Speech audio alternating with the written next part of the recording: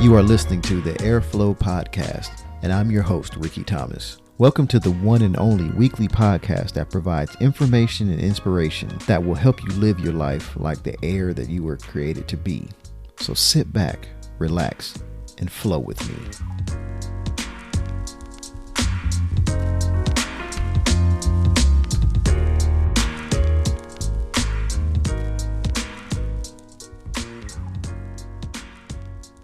All right, welcome back to the Airflow Podcast. I'm your host, Rickey Thomas, and today we have another special guest, Edward Ellsworth of Furniture Innovation. Ed, I just appreciate you, man. I thank you so much. This is an honor for me to have you on the show because you are definitely one of my inspirations out there, you know, just watching what you've done and where you've come from, and just in the short time that I've known you, just see you continuing to rise up. So, you know, I'm watching you. I'm definitely observing, and I appreciate you joining the show today. Well, I thank you so very much for having me. And I'm just honored and privileged that you have me on your podcast, sir, that you would consider me for that.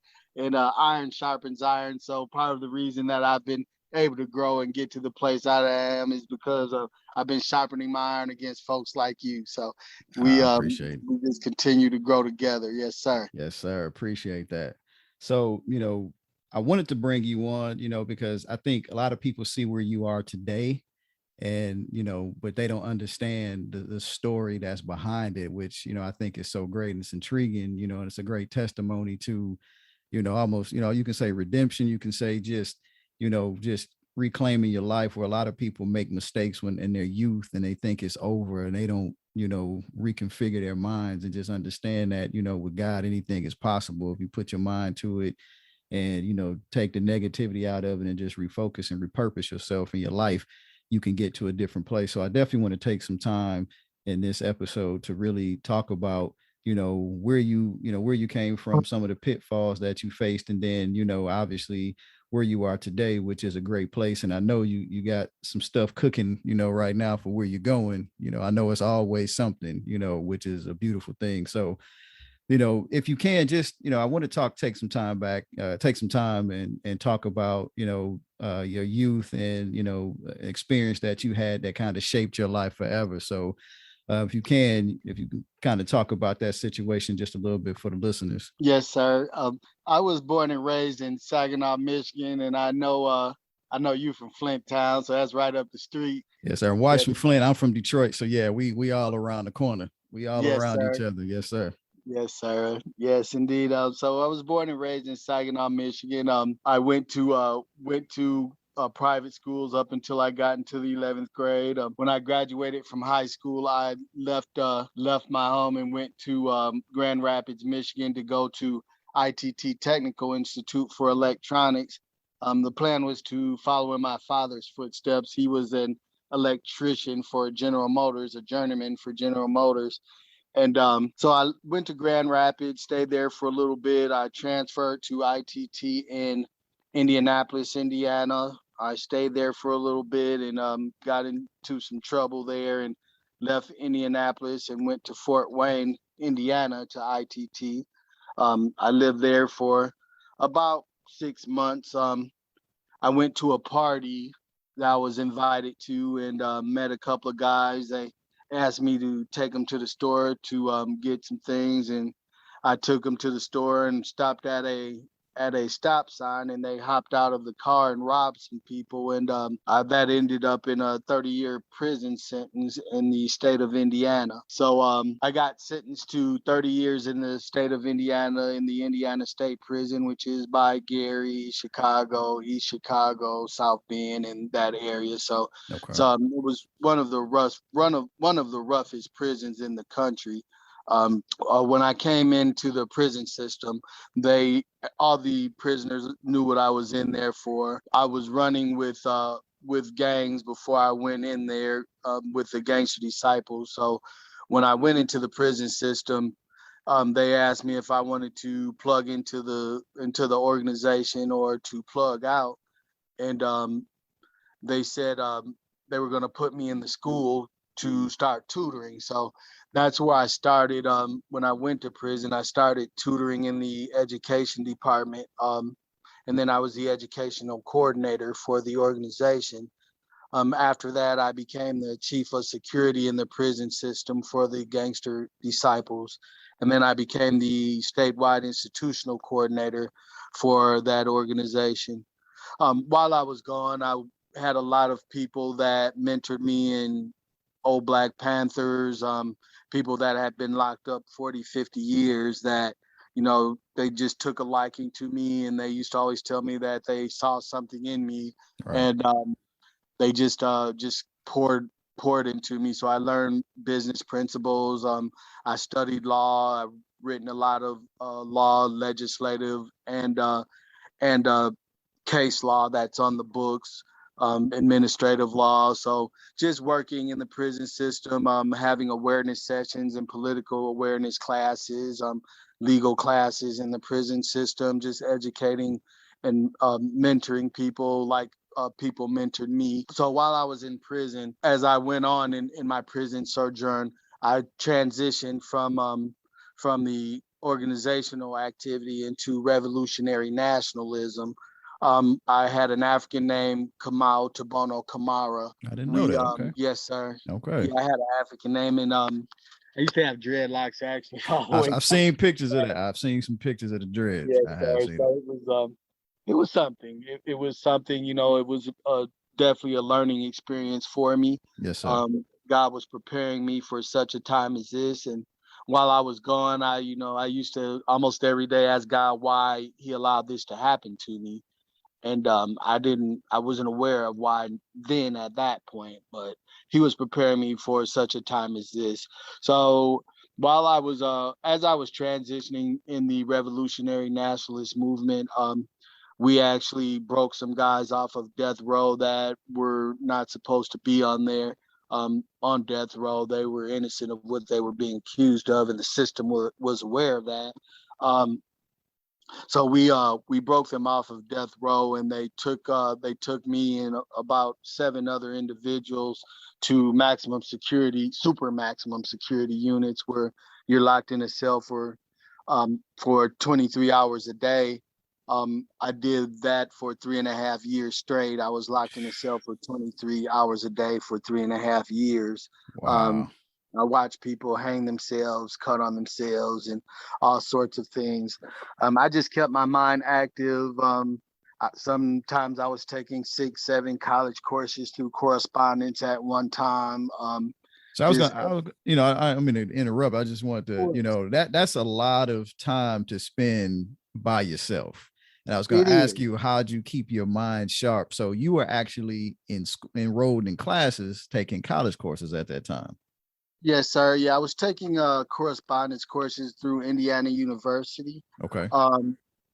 So I have a bachelor's degree that I acquired while I was in Supermax from Indiana University. But yes, sir, just it was a difficult time. It was a difficult time in my life, just going through those things. The system called my mother and told them that they were going to kill me. The administration did, just because of the leadership that we had in the prison system, and I was perceived to be one of the heads there. So just going through that, it was a difficult time. I actually got stabbed on Supermax through a food slot. A guy cut me through a food slot with a box cutter that he had to get from the administration. Wow. And then that was right in front of 2 prison guards, and they took him to court and found him not guilty, and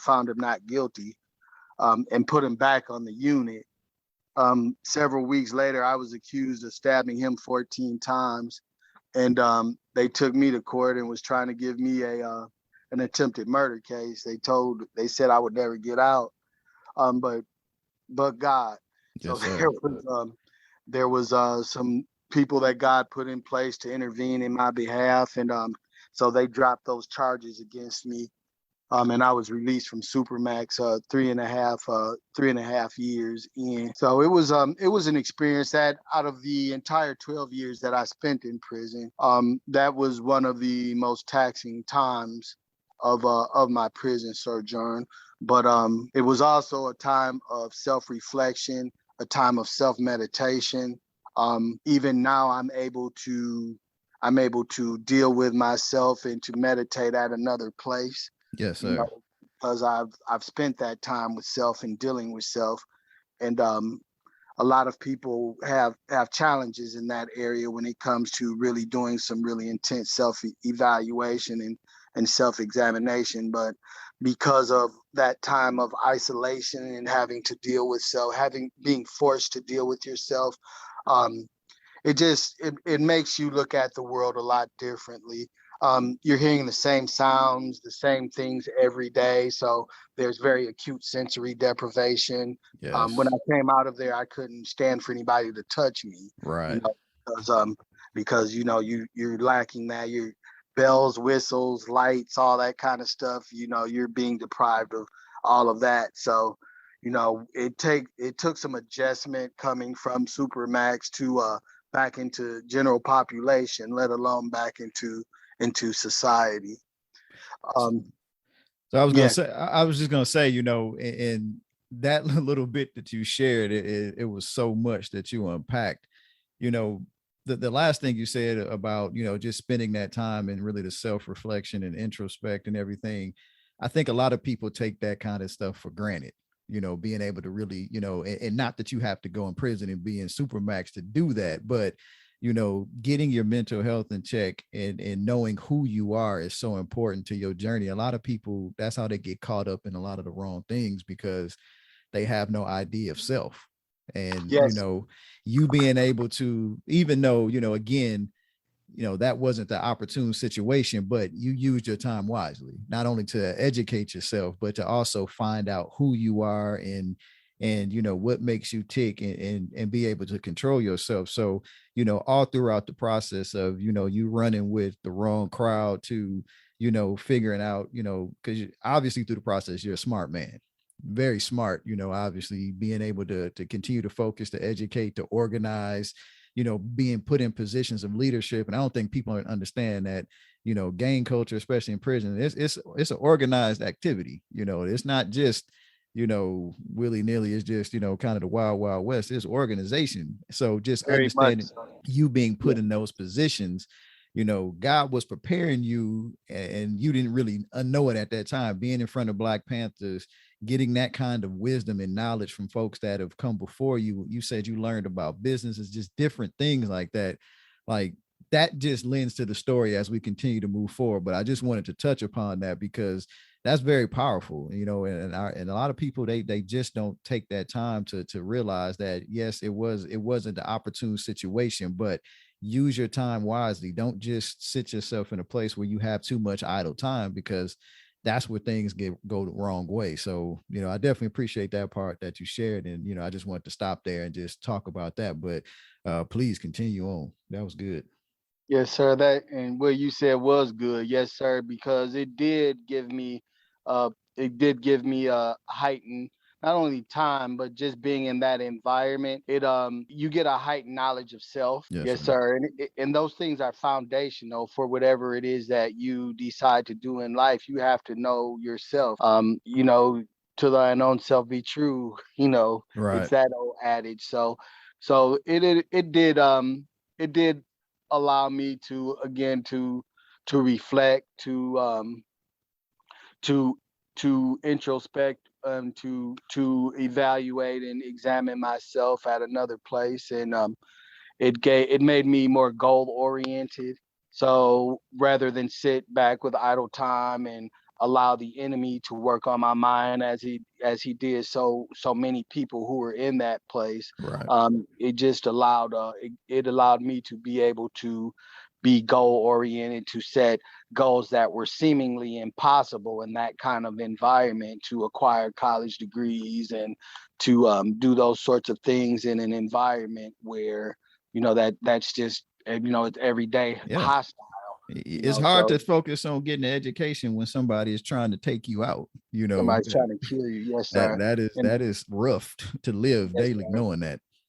Yes, sir. And that in that area there, it's a really there's a lot of racial tensions up there. It's a stronghold for the Aryan Brotherhood, and the Ku Klux Klan is headquartered in Michigan City, Indiana now. So Mm. there was a lot of things that the administration did to help promote racial unrest within the prison system to try to maintain control, Yes.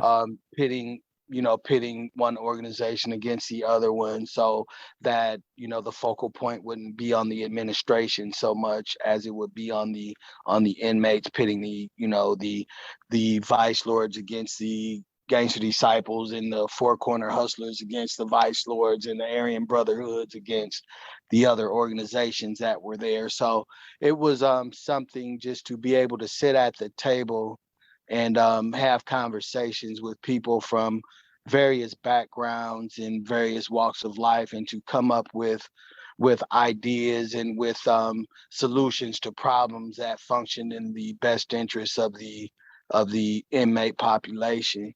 So Yes, sir. we did those things and maintained structure and within the prison system in the state of Indiana. So it was an experience, and that experience helped me to be able to deal with the organizational structures that I have to maintain now. Right. So he was again preparing me for such a time as this.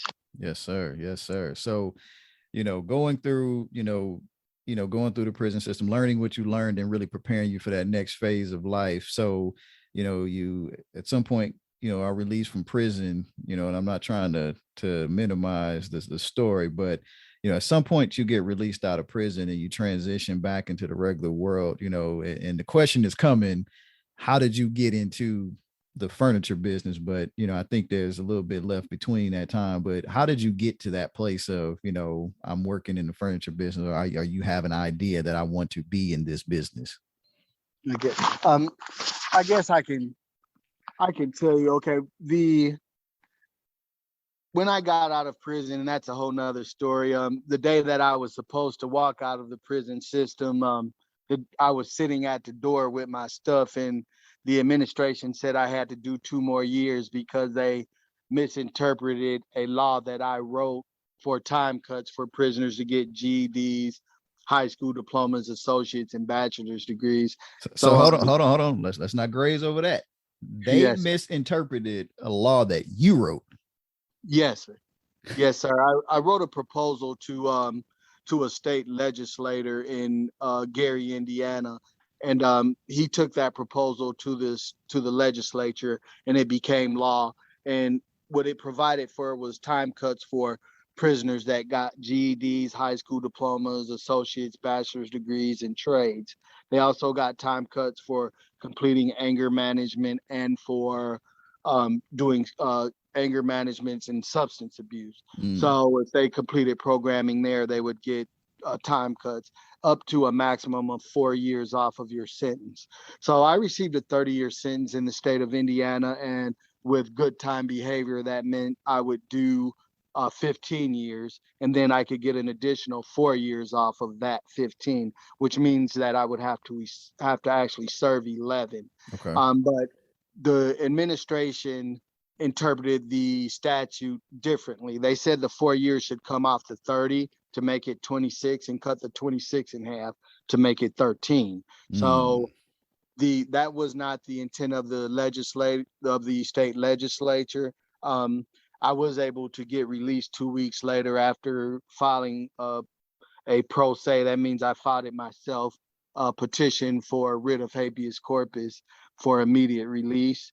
And then I was released 2 weeks later based on the legislative intent of that statute that I wrote. So it was just, again, another God thing. He was putting me in position and preparing me for such a time as this, to maintain discipline under adversity, things like that, to not be reactionary when people do something or when people say something, to not immediately respond and react, right, but to be disciplined and to think through the process and about your response. Yes, sir. Right. Yeah, and the other good thing about God gave you the ability to acquire the knowledge of how to structure yourself, know the laws, and be able to fight on your own behalf, which is, a lot of people in the system, they don't have that. You know, they're getting these, you know, state appointed attorneys and things like that. And, you know, for you were able to go out there and get the knowledge. So, you know, did you ever think about going into law at any point, or going into legislature at any point in time after you were released? Was that ever in your thought process? I did ponder that for some time because I do love the law. I've written a lot of case law, a lot of statutory law. I've gotten guys out of prison writing law. I've written civil law on the federal and state levels, so I enjoy the law. But it just was not the path that God had set for me. Yes, sir. You know, it wasn't the path that He had set for me. So when I got out of prison, I was looking around for jobs and looking everywhere for jobs. And, you know, there's the condemnation that comes with being recently released from prison. Right. You know, not only the stigma that's associated with it, but the own self-esteem issues that we have. You know, it's a self-fulfilling prophecy that, you know, when you release it from your mouth saying, oh, they don't want to give me a job because I just got out of prison and stuff like that. So Yes, sir. I had to renew my mind and start changing my speech. And I finally found a job and started cooking for KFC when I first came home. That was about 3 weeks after I got home. Okay. Then God blessed me with a teaching position about 6 months after I came home from prison. So I started teaching as an adjunct for Davenport University in Cairo, Michigan. Started teaching college. That's a big jump to go from cooking at KFC to cooking. I mean, teaching, being a college professor or adjunct professor. So that is huge. Yes, sir, it was, and I was very excited about God opening that door for me, and it was an awesome experience. Actually, some of my students made national news about some interviews that took place with the local business owners in Cairo, Michigan. So it was just it was a blessing. It was a great experience. I love to teach. It's a passion of mine, and I look to go back to that someday. Okay. But while I was teaching, I stepped out of prison into a house that was paid for from proceeds that I had earned while I was in prison. And I was looking for furniture for that house, and I went into a furniture store, and my salesman was the sales manager, and he says, you know, you should think about selling furniture. You do really good at it. So I pondered the thing, and I pondered it and put in an application, and he hired me and took me through 2 weeks of training. And after that, he put me on the sales floor, and I started selling furniture. Wow. So you that is a different path, you know, to go from prison to cooking at KFC to teaching, and now you are selling furniture. So how does that process, you know, going into furniture, I guess what helped you make that decision to go into furniture sales? Well, I knew that I could teach I was teaching part-time as an adjunct, so I could sell furniture full-time. And, you know, they said they work around my teaching schedule. So, you know, it was just another means for me mentally, in my mind, of generating income. So I started selling furniture a week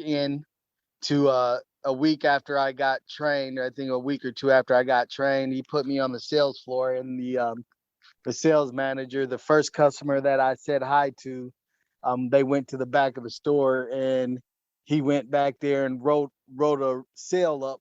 He wrote my customer up and took him to the desk. So I was hot. I was upset. I'm like, that's my customer. He's not supposed to be writing up my customer. That's my customer.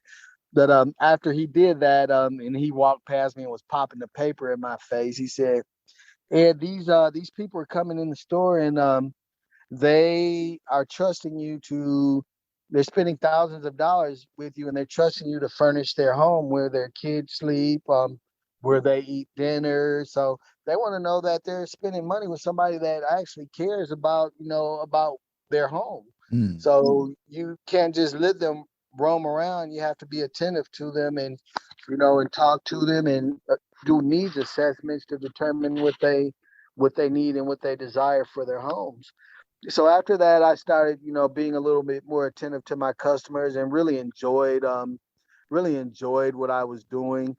So after after so long in Saginaw, Michigan, a lot of the GM plants left there, and the economy turned south. So I had a bunch of family in Tennessee that told me that I should come to Tennessee, and I came and visited a couple of times and decided to transfer. So I transferred from Value City Furniture to American Signature Furniture here in Nashville. Okay. So during while I've since coming to Nashville, I've been the sales manager at Sprint and other stores around. I've worked at 3 or 4 other stores in Tennessee. Sold furniture to several Titans players. I've furnished their homes. Predators, country music singers, just people from all walks of life. While I was working at other furniture stores, just acquiring knowledge of the furniture business from different businesses that I worked for, assessing their business models, just taking it all in. Really, what I enjoyed most was the interaction with people, though. Right. Just getting to know people and assess people's needs. And when you're in this kind of business, people come get furniture for lots of different reasons. People need lift chairs for medical issues, family members going into assisted living communities, people going through divorces, people going to college. So in furniture sales, not only are you a salesman, but sometimes you have to be counselor, sometimes you have to be financial advisor. So Right. it's just good just to be able to serve God's people, and I really enjoyed what I was doing. But So I and just it's picked kind of up. in your lane, helping people. When you were in prison, you were helping, helping yourself, but also writing laws to help others. It wasn't just always about you. You were looking to see how you can help change the system that you got to see firsthand was corrupt, and try to make it better for others. And now here you are. People would take it lightly as a furniture salesman, but you're helping people. You're helping change and change their lives. So it's in your wheelhouse. So you're still doing what you're called to do, just in a different environment, which is that's how God will use you. So that's great. Hey, man, that's good. That's good right there. Yes, sir. That is real good. And it's just it's having that mentality and that heart for people, to have a heart to serve. And God honors that no matter what capacity that you're doing it in, Mm. whether it be in, in the church setting or in the world, just in the marketplace, just having a servant's heart. God honors that. And people recognize it also. Whether you're just looking to get financial gain, or if you really care about people and about what they need and that sort of thing. So it's just been great to watch him work and watch him elevate and bless the works of our hands. Um, so after I owned a car wash on Jefferson Street, just to move forward with the story. I owned a car wash on Jefferson Street called New Generation, and I got into a tax problem. So I walked into this guy's office, and to help me with my tax problem. He's a CPA, and it just so happened, I didn't know this at the time, but he owned most of the Liberty Tax Services franchises in Nashville, and Oh did wow. he does the taxes for Opry Mills and for the Gaylord Opryland Okay, Hotel. so he's the real Which deal. is yeah, he's got a small building, but doing big things. You Yes, never sir. would guess. But I walked in there, and he was a little Asian guy, and he shorter guy, and he says, "Hey, I know you." He reminds me a lot of my martial arts instructor when I was younger. But he goes, "Yeah, I know you. I know you." I said, "No, sir, I've never met you a day in my life." He says, "No, no. Um, I live next door to your boss, and he's always bragging about how much money you make for him. How would you like to open your own furniture store?" And I'm like, wow. So at this time, I'd been in the furniture world for about 10 years. Okay. So I'd acquired some really good experience. I always stayed at the top of the sales list, no matter what store I was in. Regionals and between several states for Ashley, I was at the top of the state of the regional sales list for Ashley Furniture over Kentucky, Tennessee, and Indiana, and Illinois. I'm sorry. Um, yeah, so it was just good. And he said, he said, "You got some money put up to buy some furniture?" I said, "Yes, sir." He says, "Well, I have a building in Columbia. Here's the keys, and here's $50,000." So the first day I met him, he gave me the keys to his building and gave me $50,000 cash to open my own store. Wow. So this guy, first time you meet him, gives you the keys to a building and invest in you and your business. Yes, sir. That is God. I was blown away. Wow. I was like, wow, that's, you know, I'm, I didn't know what to say. I was just my Most people wouldn't at that point. Just throw your hands up yes, and say, thank you. Thank you, God. yes, sir. Yeah, so Wow. I did just that too. And I think he knew that just seeing me and knowing some of the things that I was gonna just run off with his money, you know. Yes, sir. So it was a hard thing for him. And in that period of time, both of us have been blessed. Right now, I don't want to go too fast with this, but right now we own the largest furniture store in Murray County, and we have 13 assisted living communities that we furnish homes for. We're doing whole subdivisions out of this store. Wow. We do right now. We just got a contract to do the models for Old South Properties, so we're doing Wow. all of their model homes now. So it's just God is just good. All the government offices, schools. We opened another store in Murfreesboro. Our business tripled in the middle of the pandemic, and Yes, sir. we opened another store in the middle of the pandemic. So it's just been amazing to watch God work and to use this place, to use this store. And I want to talk about that real quick. You know, you mentioned the business tripled during the pandemic, you know, and not just, you know, you've tripled your, you know, real estate out there in Columbia, because you started off with one portion of the building he offered you, and then you bought the whole mall. So you've got the whole strip mall and turned that into your whole store. But I want to ask you, you mentioned that your business tripled during the pandemic. Well, a lot of people are losing money. You know, obviously your heart was to bless people, and you've blessed a lot of people. You know, customers have come in there and you've blessed them, you know, giving them great prices on furniture, blessed them. I've seen you give away furniture to folks, you know, and not bragging about it, but you've done it, you know, just because that was in your heart. So you're sowing seeds. Do you think the reason why you were able to prosper where a lot of people faltered during that time was through the giving? You're giving not just, you know, not just what you do to the kingdom, but just your giving, just your heart, just your time and talents to people. Do you think that's where you got ahead at, was just in the giving alone? Yes, sir. And thank you for that. And yes, sir. It's just it's a God thing. First, I have to thank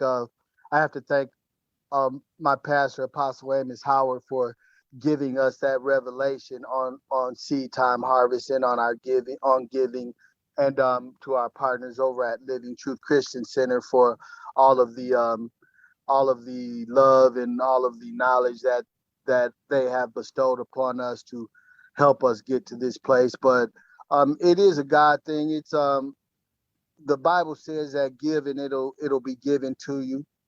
Pressed down, good measure, pressed down, shaken Shaking together, and together. running over. The Yes, sir. Bible is replete with messages about giving, and you know, when you open up, the world opens up to you, and we're just experiencing God's best, living under an open heaven right now, Yes, sir. and it's just watching God work. A lot of it, and I believe a lot of it is due to our giving. Um, we don't talk about it a lot, but we watch God in this season. He is manifesting the things that we release from our mouth supernaturally and expeditiously. Yes, sir. So I'm watching him work.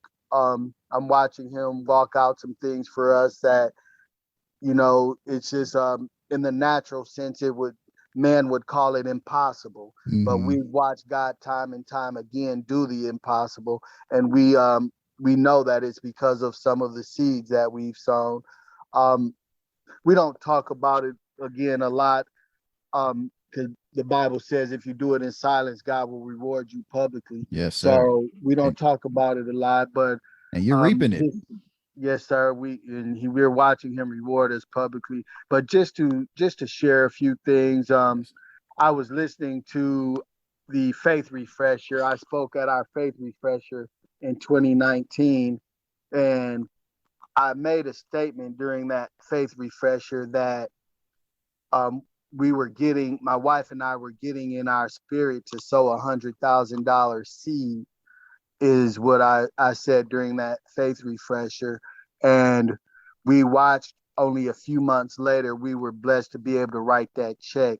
And during that year, my wife and I sold over right at $250,000 into the kingdom, Wow. not with our business and personal giving. Yes, sir.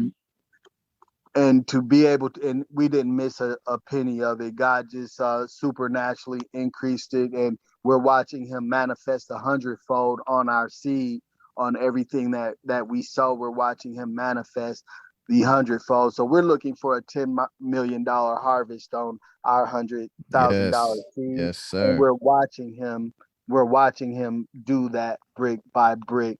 And I'm There glad you was spoke it, because a lot of people won't speak that. A lot of people will just kind of keep that under their breath and be afraid to say that. The fact that you were being transparent in that seed, because people think about that and like, oh, they're just giving money and this, they're just trying to show off and give a lot of money, and for what? But you understand, like you said, the principle of seed time harvest. You understand that your seed has a voice, and the power that comes with that. I mean, it's basic. It's a basic principle. It works in the earth. If you sow seeds, you will reap a harvest. And there's things that you did with that. It wasn't just standing up there to say it. You had it in your heart to do it. So it was ingrained in you that, we're going to be able to do this. The money manifested. You didn't have to go out and do a lot of crazy stuff to do it just so I can prove God right, prove the message right. God knew your heart, and he provided you guys with the seed to sow. And the word says he will provide seed to the sower. And he did Yes, that, sir.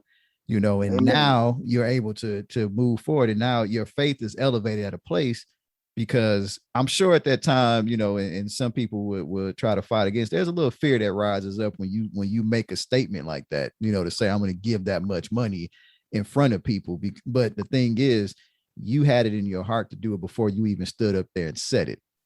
And God Yes, blessed sir. that. It wasn't a show of, hey, look at me. It was, God put this in my heart. I'm making it known publicly. And so it's going to be done. People may try to question it, like, yeah, but you knew it, and you and your wife had it in your heart. And that is the beautiful thing about the whole process. It's not necessary. It's not about the amount of the seed, because for some people it's $1,000. Some people it's $100, depending on where they're at. You always hear Apostle said, too much is given, much is required, and you guys have seen that process and been blessed along the way, and you get pulled into things, and it's not a pull like a forceful pull. It's God telling you you're at a different level, and where you guys want to go, for you to say, this is the seed we have in our heart.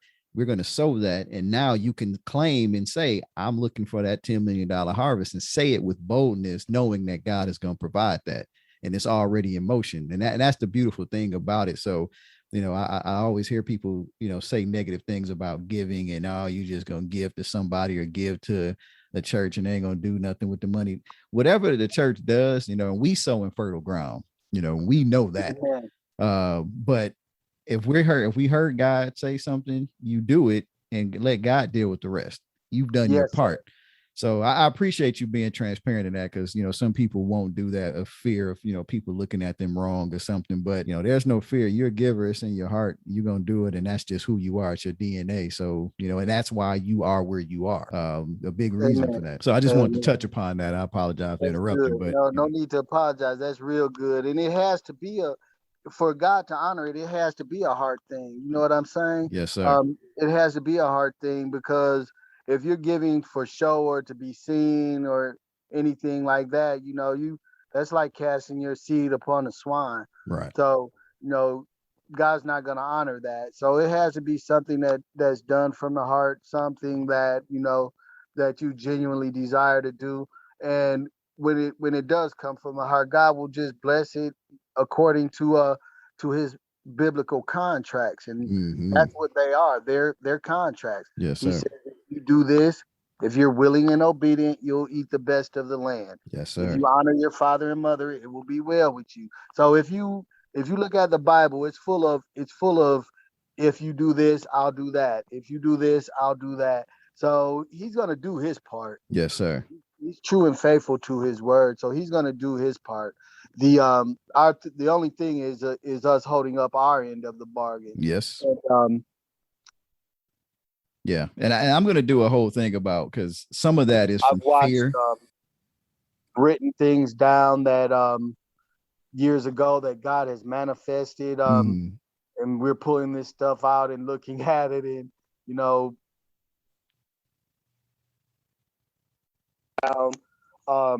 to write down 5 things that we desire to manifest. And I said I wanted a Tesla.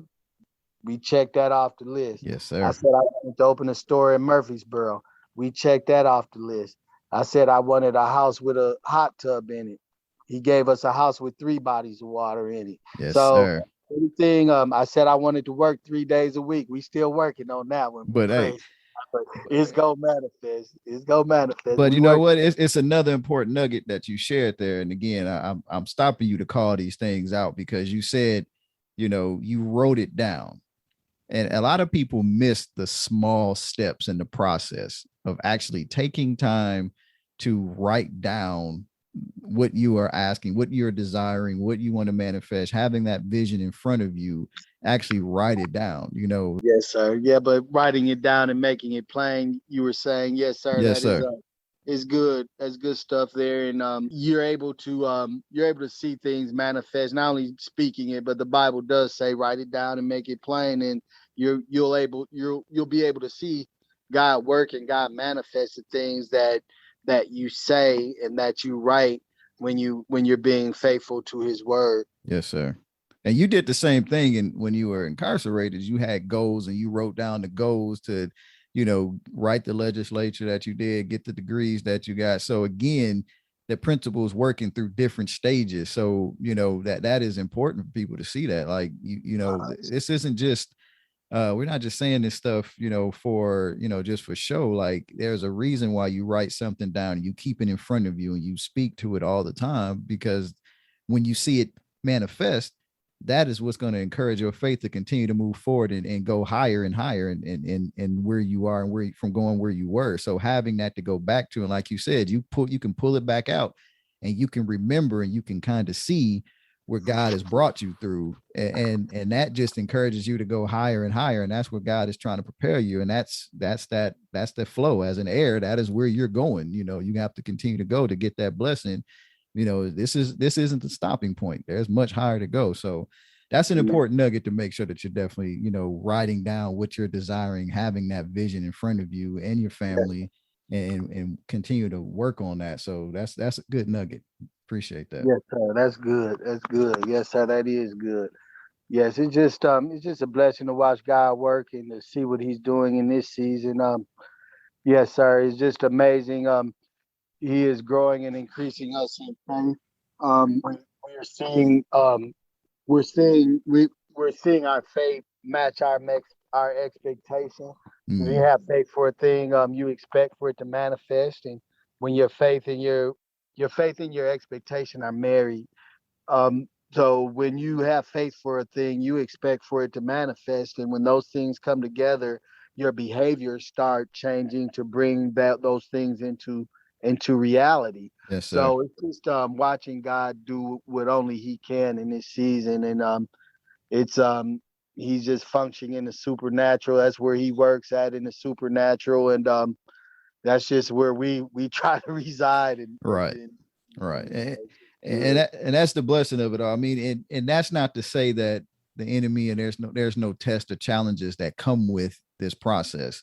You know, there's going to be a test. It's not a testimony without the test in there. And I think a lot of people, again, you know, they hear the good, they hear all of this, but they don't know that there were challenges that came along the way. There are things that, came against you, but you stayed in tune with what you know God is leading you to do, and you didn't falter, you didn't give up. And so many times people, they give up right at the doorstep of where they're supposed to be, and all they got to do is take one more step forward, and the door just opens up and you're where you're supposed to be, where God is trying to move you to in that season. But they allow the enemy, or they allow themselves even to falter, and they lose perspective, and they think, oh, it's not going to happen because the time frame wasn't what you expected, or it didn't happen exactly how you wanted it. And so it's like, well, is this God? And they just change and shift focus. So it's important to understand, you got to keep moving forward with what and know the voice of God first of all.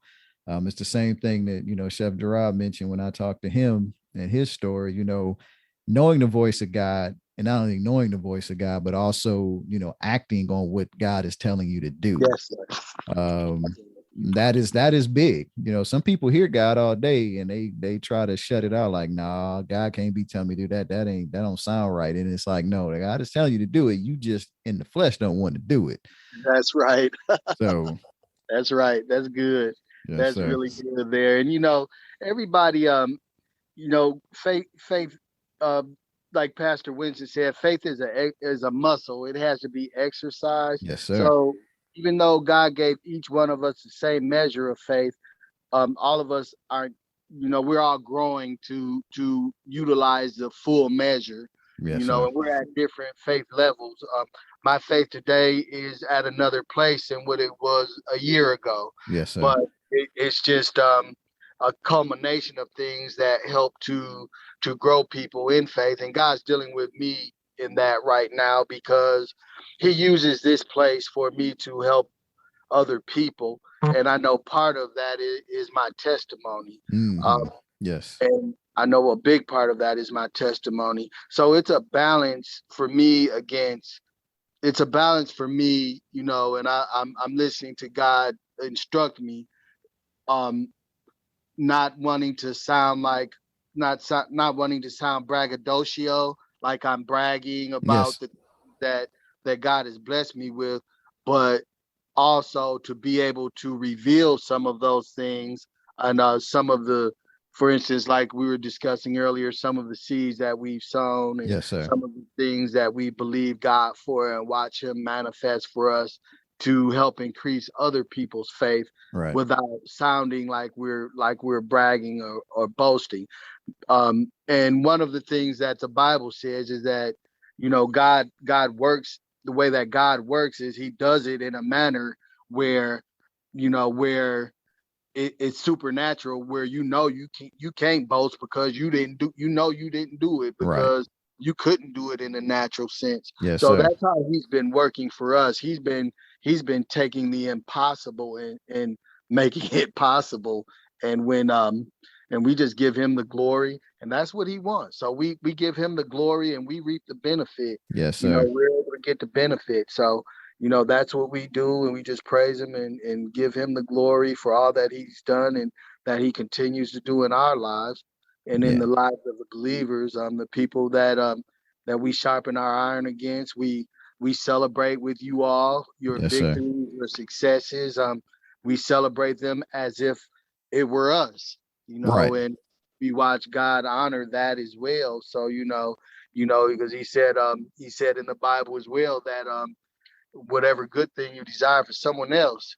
So we celebrate yes, with people, and we just honor Him, and He just continues to do only what He can. So we're just excited about the next place that He's taking us, we've been acquiring all sorts of real estate in this season.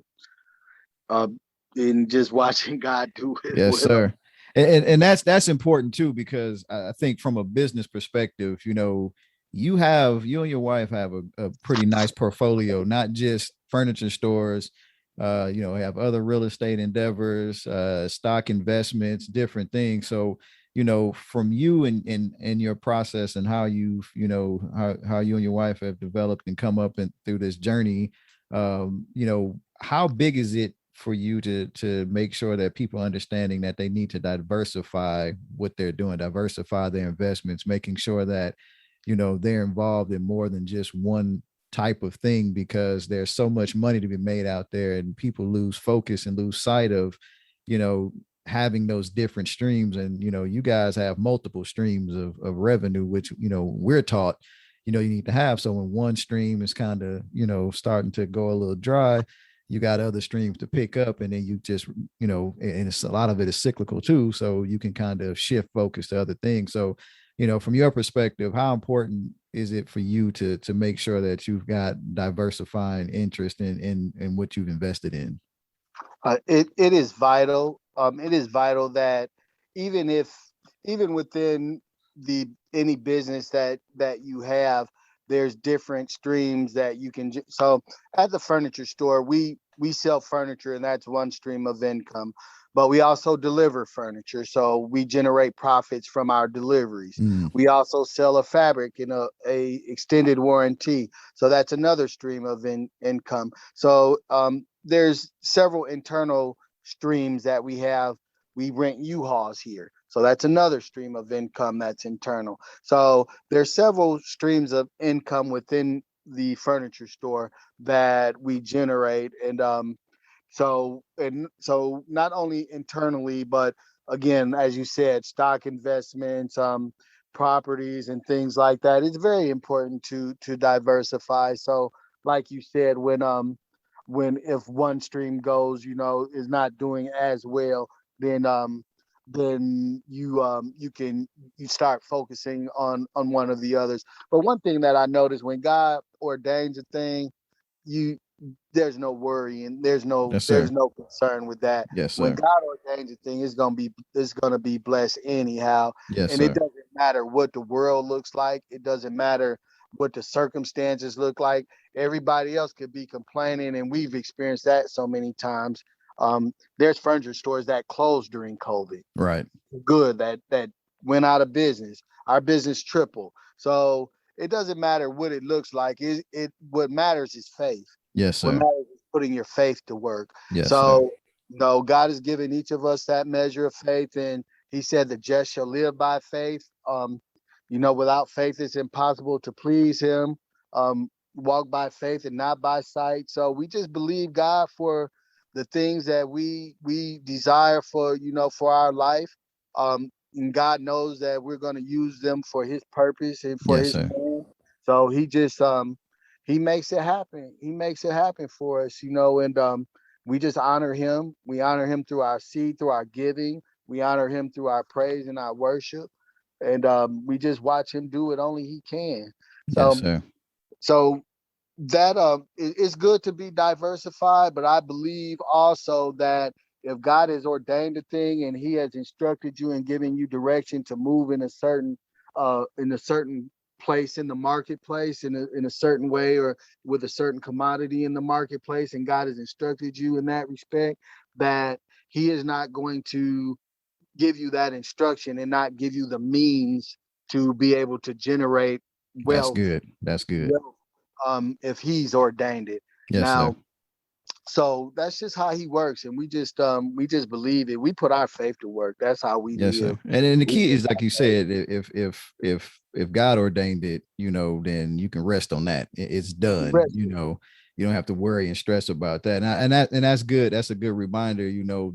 If making sure that you heard God, and it was God, knowing the voice of God. So if he gives you an instruction and you act on it, you don't have to worry about that. You can move on to the next thing, because I think that the thing he gave you is done. You do what he instructed you to do and just let him work. And you can do that on one thing, and I know a lot of business classes and things, a lot of people say you got to have multiple streams. And like you said, just from your furniture store, you've got several streams just in that one, that one place of business. And so, even if people have, entrepreneurs or, small business owners and business owners in general, one thing I think the pandemic taught a lot of folks is how to really think outside of the box, but look within, what you have, and really think about how you can maximize your potential and what you can gain financially from the business that you have, using your resources, figuring out ways that you guys have a very interactive system,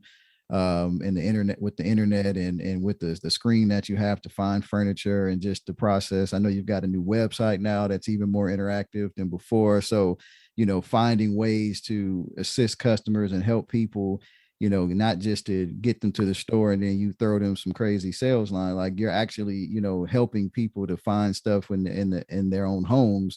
And then, once they come and talk to you guys in person, you're just, blessing folks with the knowledge and the wisdom and just, the care that you take and what you do. So, that's going to keep people coming back to you.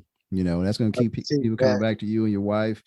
I know you guys, you don't have franchises, but, I see that thing expanding to where y'all got your own franchise. You're franchising out in multiple states, not just in the Middle Tennessee area, but all around. So, brother, I appreciate your time. I want to respect your time with everything. I appreciate the nuggets you share, and I appreciate the transparency of it all.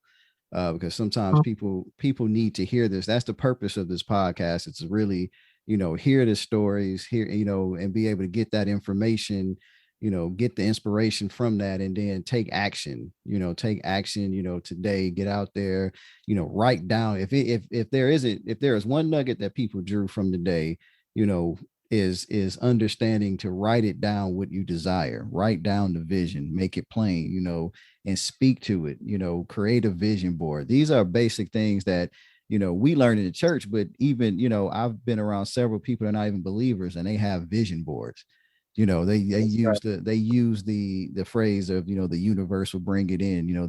There's a movie that's out that's old. It's called The Secret, and if you speak it, the universe will bring it back in and things like that. It's biblically based, but, however you want to spin it, it is the power of the tongue. It's the law of attraction. And, yes. And that stuff is real. We really we miss the small things, and we miss our opportunity to be blessed the way God wants us to be blessed, because we don't do the little things like that. Being scared to, if you have a desire, and it's not just about material things, but if you have a desire for a certain car, some people are just scared to go test drive the thing, sit in it, experience it, let your body experience it, let you feel what that car feels like. You had a desire for a time to get a Tesla, you wrote it down, you got it. And you said, okay, I did that. It was cool. Maybe again, I get another one, but you had that experience. It had you had not gone and test drove one and done all of that, would you have gotten it?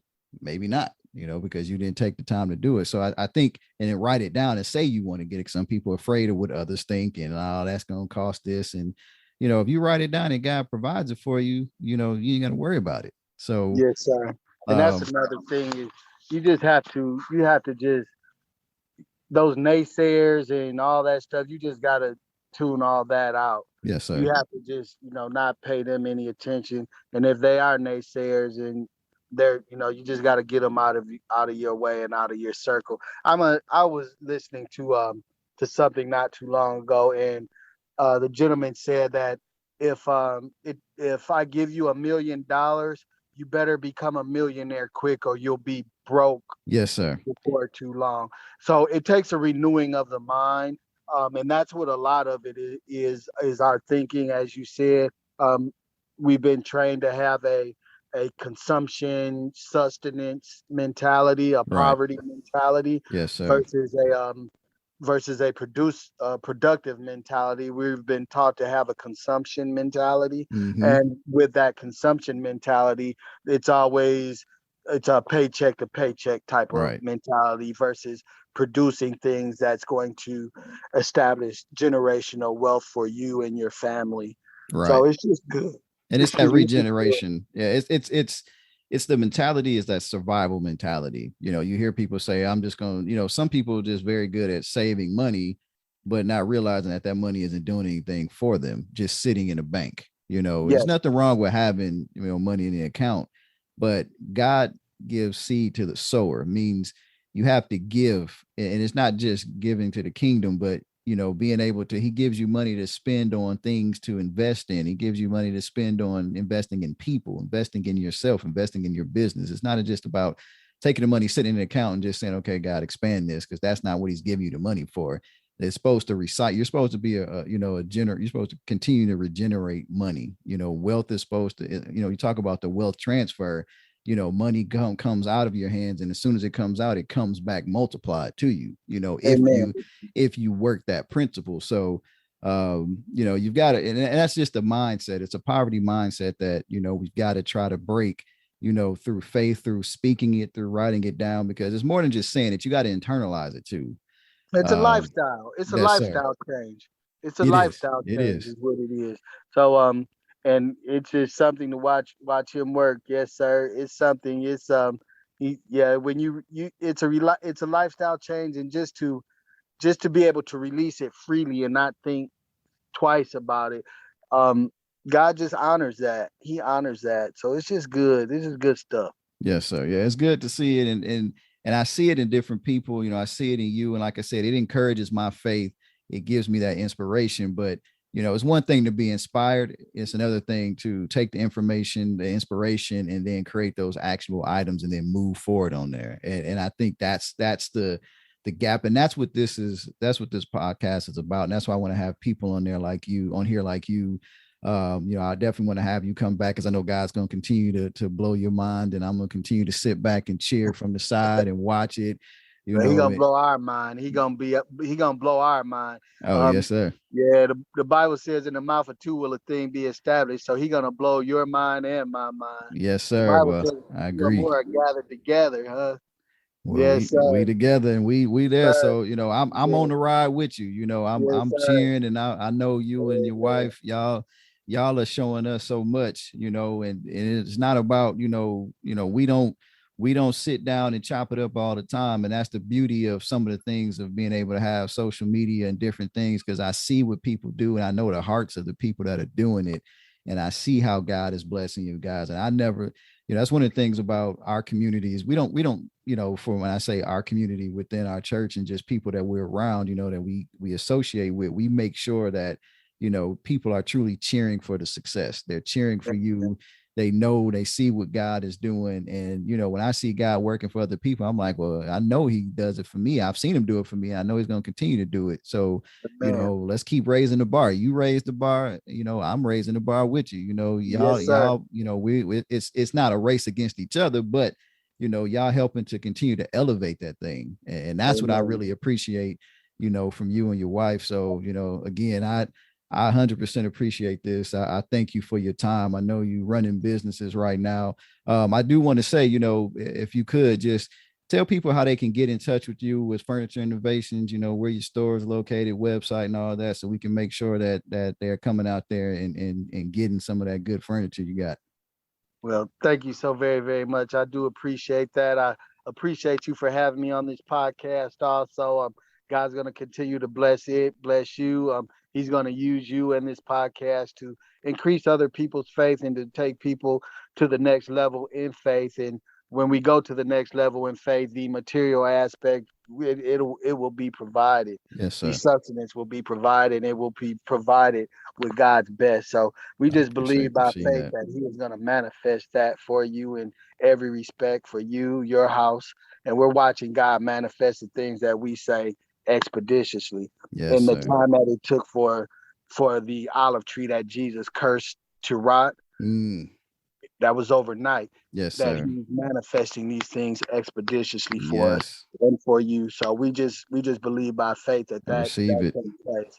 Yes, sir. We're Furniture Innovation. We're at 2500 Kayer Lane. I'm gonna get into my sales. Yes, sir. Go right ahead. All right. So we're at 2500 Kayer Lane in Columbia, Tennessee. We have our second location at 1208 East Northfield in Murfreesboro, Tennessee. We're blessed that store's been open for a year already, and it's been bananas over there.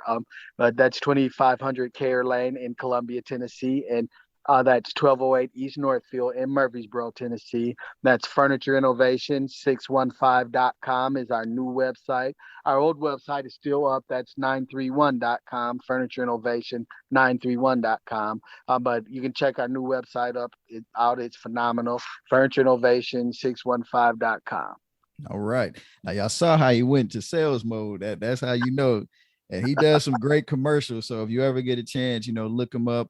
He's on Facebook as well. So, search him out on Facebook. They got some of the greatest commercials out there. I still laugh at the one where they got you shrunken down and you're jumping around. So you got some pretty innovative Furniture Innovations got some innovative commercials. So I definitely like that. So his name is Edward Ellsworth. As he said, him and his wife are owners of Furniture Innovation in Columbia and in Murfreesboro. Please check them out. Brother Ed, again, I appreciate your time, sir. I think you give all the love to your wife and family, and we will have you on the show again so we can continue to unravel some of these lessons that you're sharing and just continue to see how God is blessing you through all the works that you guys are doing. So much love to you, sir. I appreciate it. Have a blessed evening, and we will talk again. Thank you so much. God bless you. Wealth, riches, and good health be in your house in Jesus' name. Thank you. I receive it. Yes, sir. Thank you so much for having me. Flow on, my brother. Flow on. Right now. All right. Take care. Well, there you have it. Once again, that is another episode of the Airflow podcast completed. I just want to thank again our special guest, Mr. Ed Ellsworth, for joining us today and for sharing his tremendous story about his life and just the things that he's experienced to get to where he's at today. We appreciate his transparency, and I know that that's going to bless people who listen and truly hear what he's saying. He and his wife have a heart for giving, and I know for a fact that is how they are able to grow and prosper in the way that they've prospered. So no matter through a pandemic, seed time and harvest works. It works no matter what the conditions are. If you plant seed into fertile ground, you will see a harvest. So I just thank him again for joining. Appreciate you all for listening, taking the time to come and listen to the podcast. We are available through Apple Music. We're available through Spotify. We're also available through Amazon Music. And you can also reach us at our website, airflowpodcast.com. You can get it directly from there. So, we're making sure that it's out there. We want to make sure that everybody has the opportunity to listen. Please download it, listen to it, subscribe on our YouTube channel. We're getting that going. We're going to be providing clips and snippets and other information that is going to help you to grow and flow in the areas that you are called to flow in as an heir. So, please just be on the lookout as we're continuing to build. I told you this thing is definitely a marathon. It's not a sprint. As I continue to develop and grow, I'm going to make sure that I'm putting that into the podcast and I'm sharing that with the people who are taking time to listen. So I don't take your time for granted. I appreciate everything that you all have given me, the feedback that I've been receiving so far for the episodes that I've posted. I'm just going to continue to do this. And, my prayer is that it's going to help and inspire somebody. Whether it's one person, if I've inspired one person, then I've done my job, but this is something from the heart for me. And I definitely appreciate everybody supporting this. As always, the Airflow podcast is sponsored by the Billionaire Flow Apparel Company. That is billionaireflow.com is our website, and that is BILLIONHEIRFLOW.com. And there we have all kind of apparel that is around the Billionaire Flow logo, and Billionaire Flow and Airflow. The reason why, and I mentioned that in the previous episode, but it's important to just keep reminding people that we are called to be heirs of Abraham, Isaac, and Jacob, to be heirs to receive the blessing. And in that, it's not just the financial piece of it. It's the spiritual, it's the physical, it's the mental. It's all of those things combined. You are supposed to be wealthy and healthy in all ways. So as a billionaire and as an Airflow podcast listener, you are supposed to flow in those areas, in every area of your life. There should be no lack in anything, any relationship. So, as always, continue to strive to be the best that you have been created to be. And always remember that if you are walking in what you are purposed and created to do, then you are walking as an heir. So just continue to do that and you will flow. Again, my name is Rickey Thomas, and I thank you for listening.